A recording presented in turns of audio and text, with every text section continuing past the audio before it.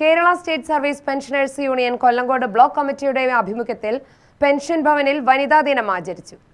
കൊല്ലങ്കോട് ഗ്രാമപഞ്ചായത്ത് പ്രസിഡന്റ് അശ്വതി ദാസ് ദിനാഘോഷം ഉദ്ഘാടനം ചെയ്തു. Block vice president P Rajeswari അധ്യക്ഷത വഹിച്ചു. എഴുത്തുകാരിയും അധ്യാപികയുമായ ES കവിത മുഖ്യപ്രഭാഷണം നടത്തി. അച്ഛനൊരു സർജറിയൊക്കെ ആയിട്ട് ബന്ധപ്പെട്ടിട്ട് വീണതിന്റെ ഒരു സർജറി ഞാൻ നിരന്തരമായിട്ട് ബസ്സിൽ ഇങ്ങനെ മണ്ണാർക്കാട് ടു കൊല്ലങ്കോട്, കൊല്ലങ്കോട് ടു മണ്ണാർക്കാട് എൻ്റെ യാത്രകൾ തന്നെ. രാവിലെ 5:30 ഇവിടുന്ന് പോവും, 7:30 അവിടെ എത്തും, അവിടെ ചെന്ന് സ്കൂളിൽ പോവും, തിരിച്ച് വൈകുന്നേരം ചിലപ്പോൾ ഇങ്ങോട്ട് തന്നെ വരേണ്ടി വരും. അങ്ങനെ ഒരു ദിവസം ഞാൻ വൈകുന്നേരം ഒരു 5:30 KSRTC കയറി. KSRTC കയറി കുറച്ചൊക്കെ തിരക്കുണ്ടായിരുന്നു. ചിറക്കൽപ്പടി എന്നുള്ള സ്ഥലത്തെത്തിയപ്പോൾ ബസ്സിൽ കുറച്ച് സീറ്റൊക്കെ കാലിയായി. കുറച്ച് പേരൊക്കെ അവിടെ കാഞ്ഞിരപ്പുഴ ഡാമിലേക്ക് ഇറങ്ങുന്ന സ്ഥലമാണ്.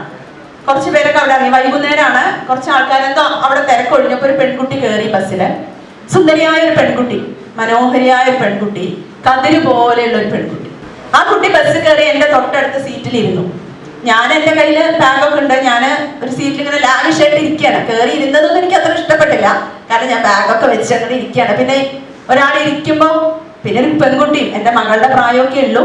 ഞാൻ ആ ബാഗൊക്കെ സൈഡിലേക്ക് എടുത്തി അവൾക്കുള്ള സീറ്റ് ശരിയാക്കി കൊടുത്തു.